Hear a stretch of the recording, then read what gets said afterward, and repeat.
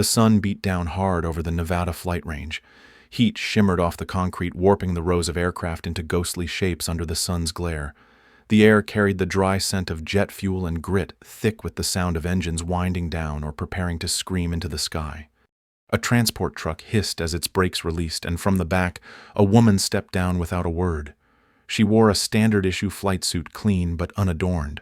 No rank, no squadron, just a dark green uniform clinging to her frame, zipped to the collar. She moved slowly, eyes steady beneath the brim of her cap. In one hand, she held a flight folder tucked tightly against her ribs. She walked across the tarmac like she'd done it before, with the kind of purpose that didn't need noise or permission. Around her, no one looked up. Crews were busy checking fuel lines, inspecting wings, barking orders to each other over the din. Pilots lounged by the hangars or leaned on tractors, all in patches and badges that told stories of rank and reputation.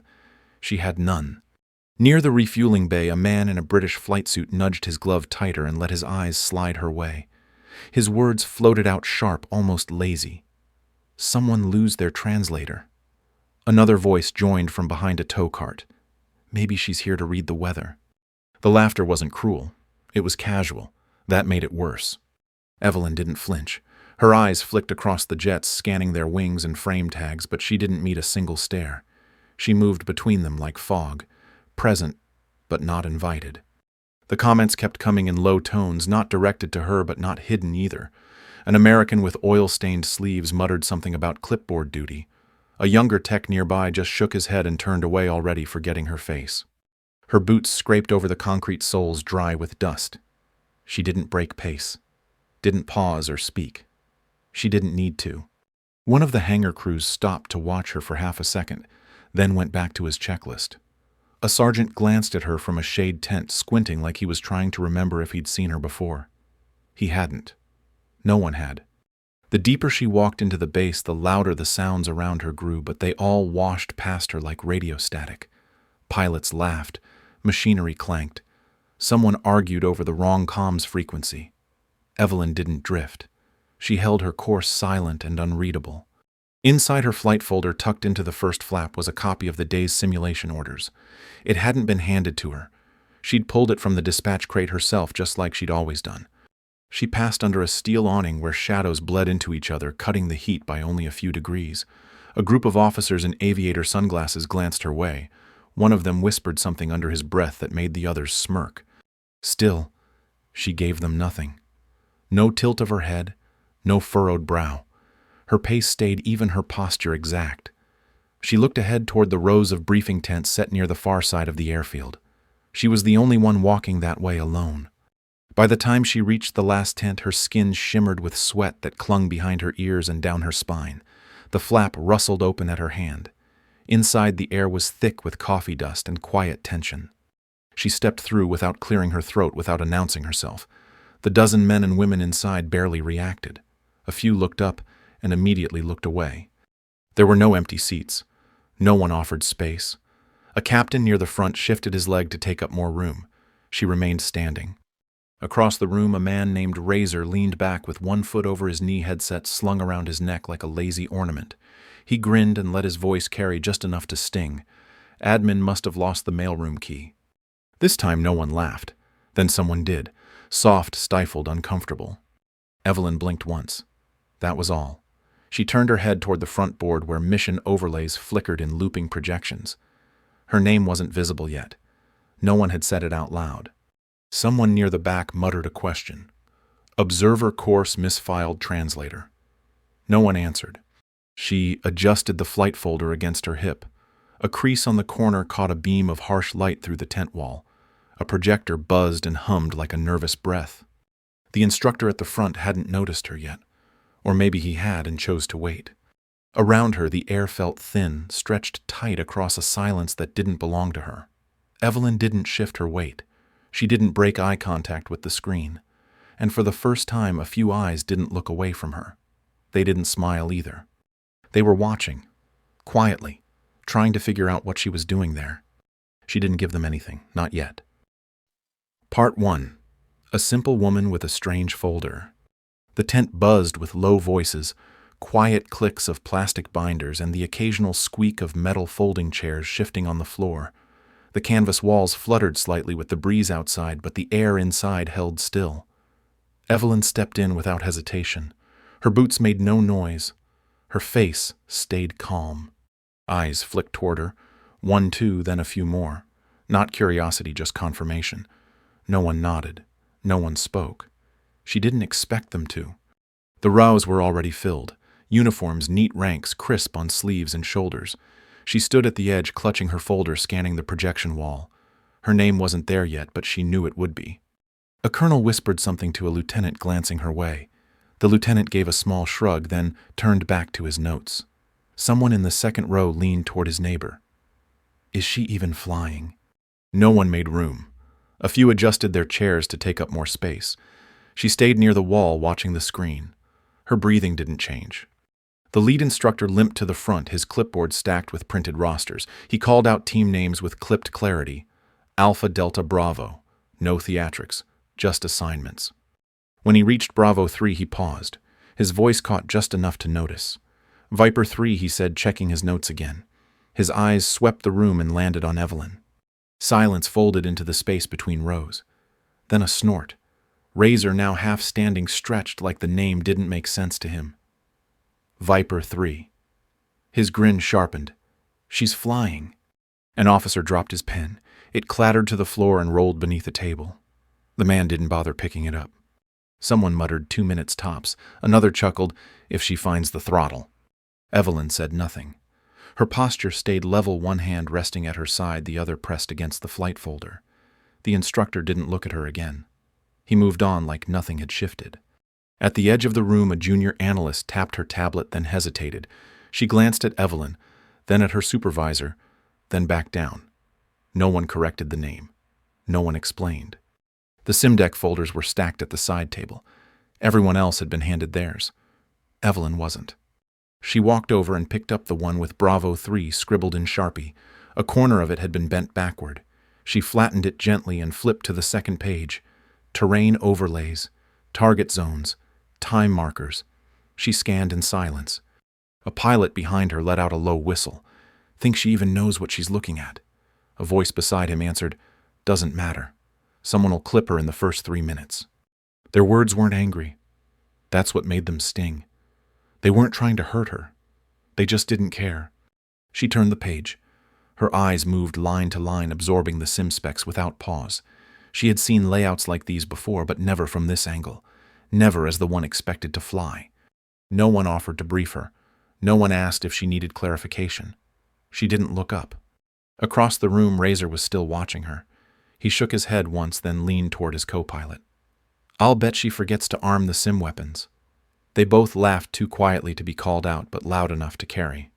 A captain at the far end of the table narrowed his eyes at her name again. His lips moved like he was trying to match the file to a face. Then he gave up. Nothing added up. The instructor announced final calls. The sim would load in 15. Pilots began standing, stretching, joking among themselves. A few glanced back at her, but not long enough to acknowledge her fully. Just long enough to reinforce what they didn't say. Evelyn closed the folder. She tapped the edge twice, then tucked it under her arm again. Her eyes lingered on the wall screen, which now showed team overlays and positioning. Viper 3 blinked in white. She was the only one not talking. The only one still reading. The only one not trying to prove something. The briefing room emptied in slow waves. Chairs scraped back, boots thudded across the floor. Somewhere near the flap, someone called out a joke about coffee not being strong enough for what was coming. Laughter rippled light and careless. She didn't move until the last of them had passed through. Then she stepped outside into the sunlight, not hurrying, not hiding. Her folder was still firm in her grip. Behind her inside the tent, the projection screen kept blinking. Viper. 3. No face, no rank. Just a label no one had expected to see. Part 2. Her silence is louder than their laughter. The locker room was cold compared to the sun outside. Pale tiles lined the walls, their edges stained with old rust where water had once leaked from the ceiling. A low hum from overhead lights echoed faintly, filling the silence with just enough sound to remind her she was alone. Evelyn stepped inside and closed the door behind her. She didn't rush. Her footsteps landed soft against the floor, measured and certain. She moved like someone who had already rehearsed this moment 100 times. A row of lockers stretched along the far wall, each one dented in places the paint chipped around the edges. She stopped at the last one on the left and opened it slowly. The hinges gave a quiet creak, the kind no one else would notice unless they were listening. Inside was her gear folded tight and arranged by habit. Flight harness, spare gloves, wipes, a sealed canteen. Tucked in the corner was a map, old and creased edges curled from heat. She reached for it and laid it across the bench with care. The map was standard issue, marked with flight corridors, elevation lines, and restricted zones. But in one corner near the edge of the canyon region was something not standard. A curved line, faint and narrow, drawn in pencil. Not printed, not official. She stared at it for a while. Not to study it, just to feel it again. Nash had drawn that arc during a break 3 years ago, leaning over a clipboard like it was no big thing. His voice had been low-tired. Said it worked in theory, but not in peace. Said it was too fast, too clean. You'd have to make the sky bend for you. Then he erased it without another word. That was how he taught. No explanation, no repetition. He spoke in silence and trusted you to understand. Most didn't. She refolded the map and placed it back inside the locker. Her hands moved without hesitation. She reached for her flight harness and pulled it over her shoulders, tightening each strap, slowly checking every clasp with quiet precision. Next came the gloves. She pulled them on one at a time, smoothing each finger, pressing her palms flat against the bench to feel the grip. Her helmet sat beside her, matte black with scuffs along the shell. She picked it up, turned it once in her hands, then set it down again. Behind her, the empty room gave nothing back.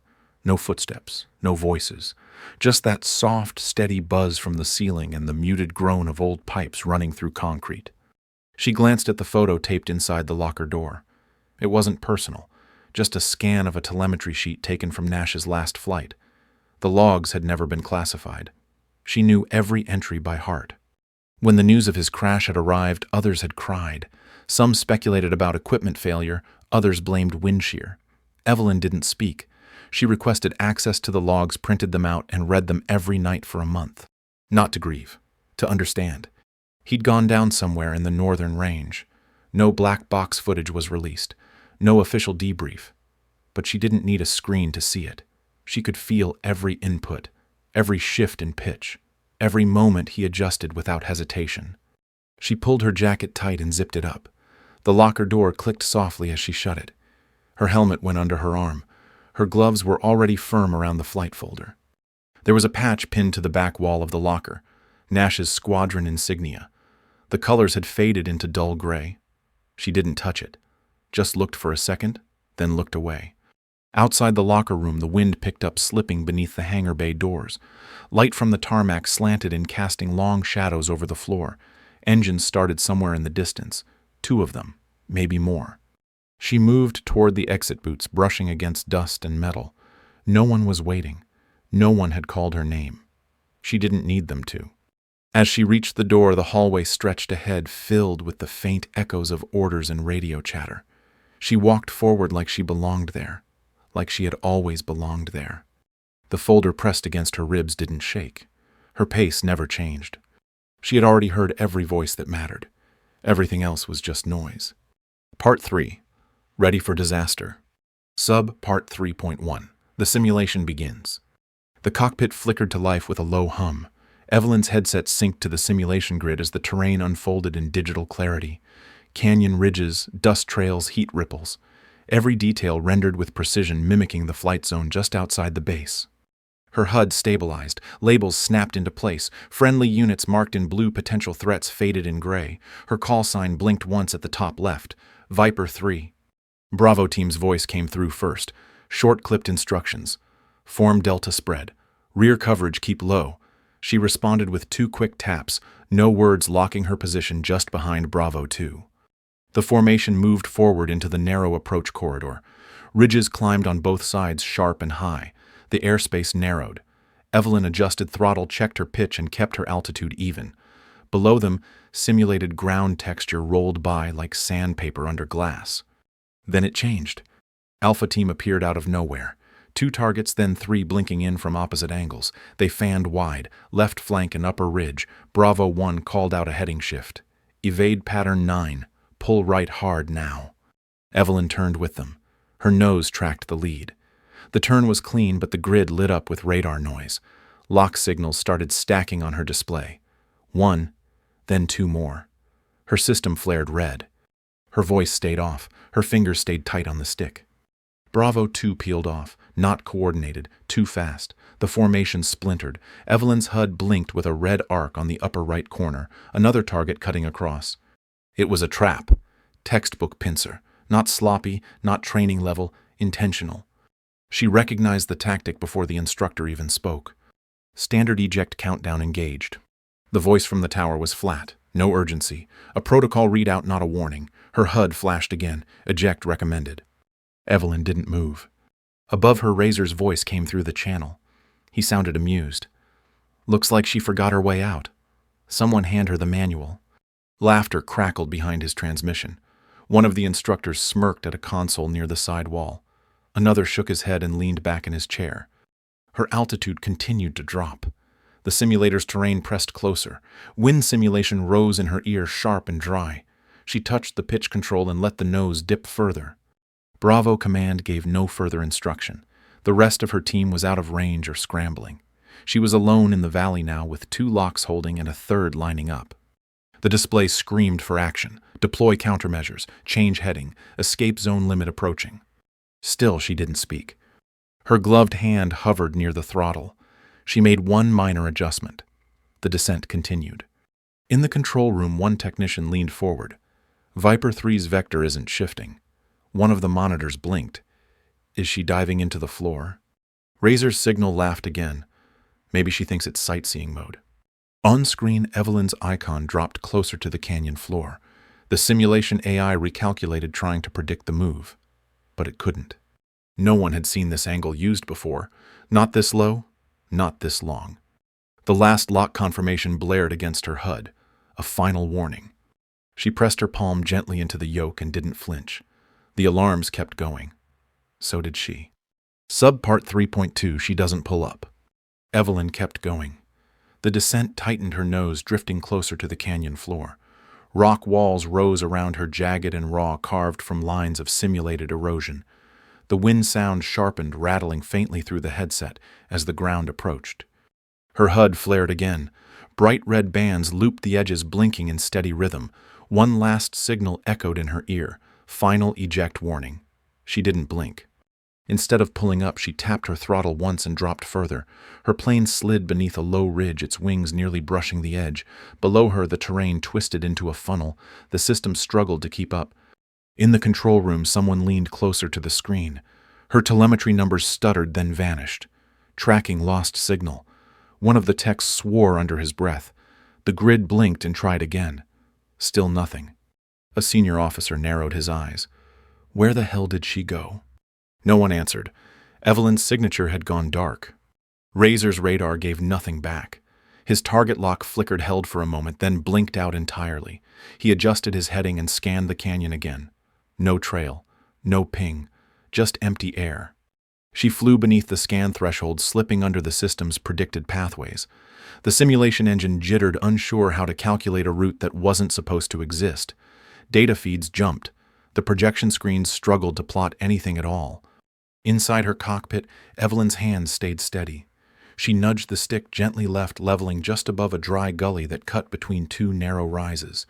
Her path was tight, too tight for standard maneuvering, but she made it fit. Instructors exchanged quiet glances. One of them reached for the comm override, paused, then dropped his hand. Her status still read active, just unseen.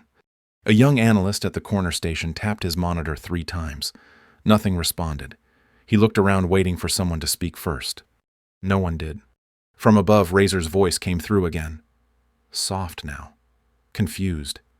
Is she diving into the floor? The silence that followed answered him louder than any call-out. Evelyn adjusted altitude by 0.5 meter and slipped into a pocket of simulated shadow. The noise inside her helmet muted as she passed beneath a virtual overhang. Every instrument screamed at her to rise. She didn't. Her screen displayed no targets, no allies, just terrain and velocity. The alarms faded behind her like a distant radio signal left on in another room. The HUD dimmed slightly. Her path was now untracked. In the control tower, the main display pulsed once, a flash of error, then blank. Razor scanned again. Nothing. Just canyon edges and dust trails. She had disappeared. Not into fire, not into failure. Into control. Into something no one could see. And still she never said a word. Part 4. The Impossible Arc. Subpart 4.1 The Ghost Maneuver. The canyon walls pulled tight around her. Evelyn dipped lower, just inches above the simulated terrain. Dust trails kicked up around her wing edges, trailing behind like vapor from something too fast to see clearly. Her fingers moved smoothly, easing into a roll that didn't break formation, but bent around it. The aircraft twisted. Not up, not out. It rotated flat, skimming the inside curve of the rock face.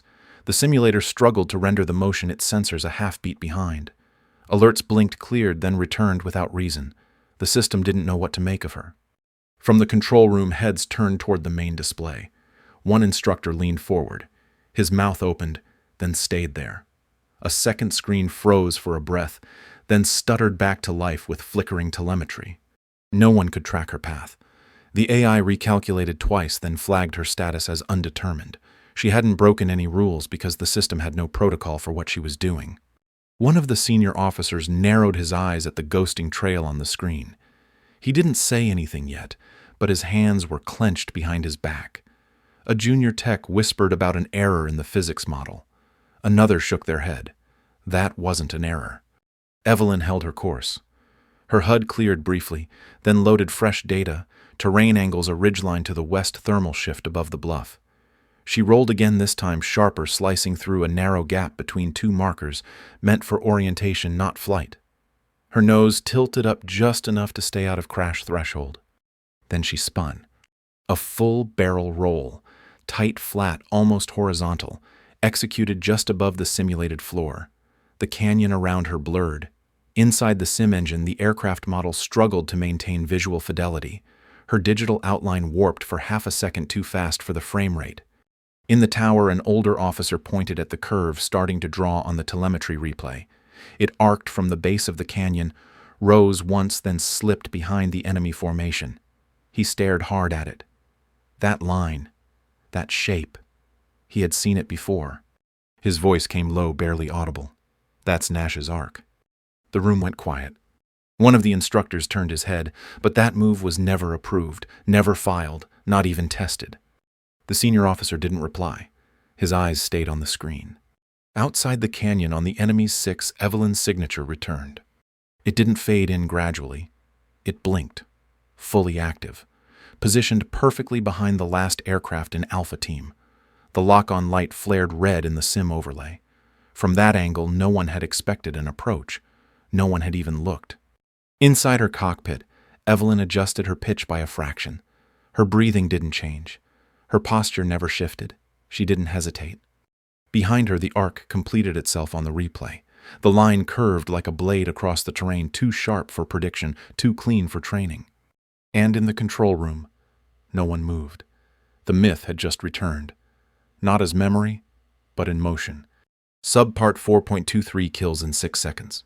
Evelyn rose from the canyon like a shadow. Her jet cleared the ridge in one smooth lift, low and silent. The rear of Alpha formation was wide open. The first lock-on triggered before they even noticed. Her missile simulation tagged Alpha 1 square from beneath. The icon blinked red and vanished from the display. Her second turn came immediately. She banked left, sliding under a shelf of rock.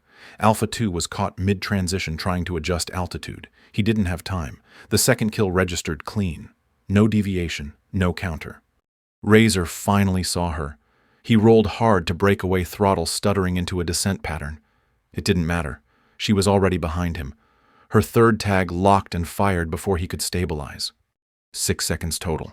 From above, the sim feed froze the moment all 3 targets went red. Evelyn's icon held position above the ridgeline. Alone. Untouched. The control room stayed quiet. Not from confusion, from something heavier. The replay loaded automatically. A bright white curve traced her path from the canyon floor to the kill zone. It looped behind enemy lines in a perfect arc. Clean. Efficient. Impossible. One instructor leaned closer to the monitor. He didn't blink. Another just stared, hands folded in front of him. Someone near the back of the room shifted but didn't speak. The curve was beautiful, mathematical, like someone had drawn it with a compass instead of a joystick. The simulation didn't flag any rule violations, no penalties, no glitches. It didn't know how to classify what had happened. Evelyn's jet hovered in simulated hold above the zone. Mission complete. No remaining targets. No prompts left on her screen.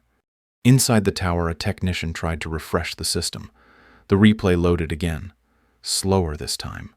The arc glowed red against a blue terrain grid. No one looked away. On the scoreboard, all icons were cleared, all except one. Viper 3. The name stayed on screen, backlit by the curved path she had flown. It hung there like a question no one could answer. A mark no one wanted to touch. No one spoke her name. No one had to. She had just redrawn the map, and the room knew it. Part 5. The legacy no one taught. The sim ended with a soft chime. Evelyn's screen dimmed. Her hands rested lightly on the controls, unmoving. The cockpit lights cast a faint blue glow across her helmet. Outside, the simulated sky flickered once before fading to black.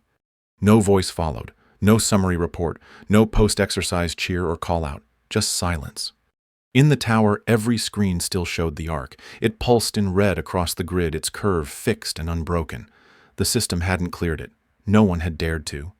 Someone tried to flag the maneuver for debrief review. The software didn't know how to categorize it. A prompt blinked at the bottom of the master screen. Notation pending. No error. Just uncertainty. A senior officer near the back leaned closer to his aide. His voice barely carried. "Where did she train?" The aide didn't reply. He looked at the glowing curve, then down at his hands. Outside, the hangar bay doors opened with a long, metallic groan. Evelyn stepped down from the sim rig, helmet in one hand, gloves in the other. The ground crew glanced her way, then quickly looked back to their tasks. No one called her name.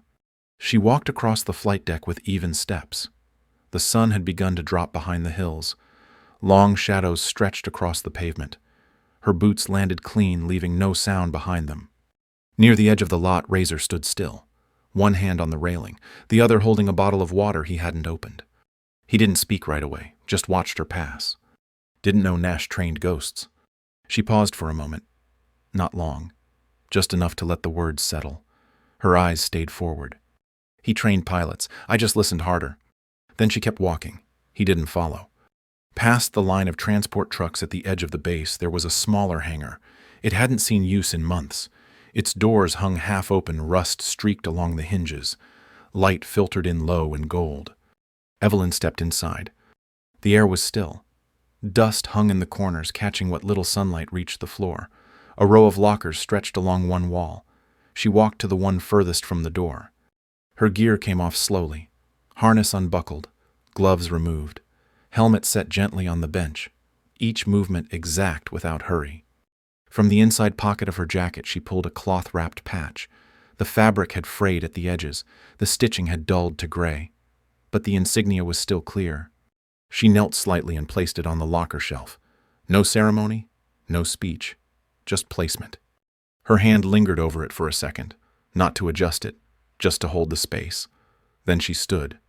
The latch clicked shut. The door didn't rattle. Outside, the last edge of sun dipped below the horizon. She stepped out into the cooling air. The wind carried the scent of metal and sand. The jets behind her rested in shadow. In the control room, the replay had finished looping. The curve still remained on the main screen. No one had removed it. No one had dared.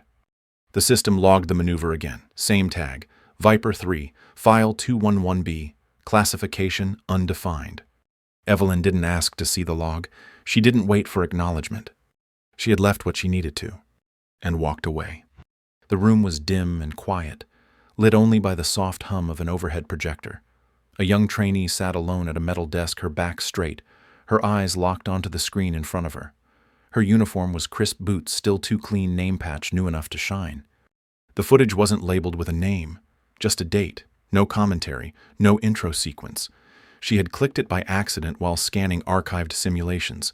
The title read, only File 211B, Viper 3. She didn't expect much. Most old files were procedural or technical drills. But a minute in, she leaned forward. Her hand hovered over the pause pad but didn't touch it. On screen, the jet moved lower into the canyon. Too low. The sensors lit red. Then the signal blinked out. The instructor at the back of the room glanced up. He didn't speak. He'd seen this one before. The trainee watched as the plane reappeared behind 3 targets. There was no voiceover, no breakdown, just motion. The first kill was instant. The second came from a left dip. The third was clean, direct, impossible to counter. She hit pause. The arc froze on the screen, traced across the terrain like a stitched ribbon. It wasn't sharp. It was smooth, fluid, like it had been drawn with breath. She turned her head slightly. Who flew this? The instructor didn't answer right away. His arms stayed crossed, his face calm. Then, without moving closer, he replied, "Someone who never stopped listening." The girl turned back to the screen. She hit play again. The arc looped from the canyon floor up through the enemy formation. A curve so close to the terrain it almost disappeared into it. She rewound, played it again. No sound accompanied the flight. No comms, no score alerts, no pilot voice. Just that single jet moving through air that didn't seem wide enough to hold it. She didn't ask another question. She knew she wouldn't get a full answer. Outside the simulator wing, the base lights flickered on one by one. The sun had dropped low behind the hangars. Shadows stretched long across the concrete, quiet and familiar. Inside the lab, the projector kept playing. Frame by frame, the motion repeated, each turn as crisp as the last, each angle exact. The instructor moved once, stepping slightly forward, his voice softer now, almost like a thought out loud. That wasn't in the curriculum. It just showed up one day. The trainee looked at him again, eyes wide but steady. Why didn't anyone explain it? He didn't smile, but his expression shifted. Some things are better watched than taught. The screen faded to black. The session timer expired. The projector reset. She sat still for a few seconds longer, then leaned back in her chair. The silence carried weight, not pressure, not fear, just understanding. Across the hall, another class filed into the simulator room. No one talked about the video. No one mentioned the arc. But every instructor had seen it now, and every trainee who found it was told only the same thing. No name, no breakdown, just the example. The legacy had passed with no ceremony, no speech, only motion. Somewhere far from that room, Evelyn walked beneath another sky. No patches on her jacket, no attention to her step. She carried no trace of what she'd done, only the same calm posture and quiet eyes. She had never needed credit. The arc was enough. And in that quiet, looping trail, something had shifted. Not the rules, not the rankings, just the way people saw the sky. One curve, one flight, and 100 new minds that would never forget it.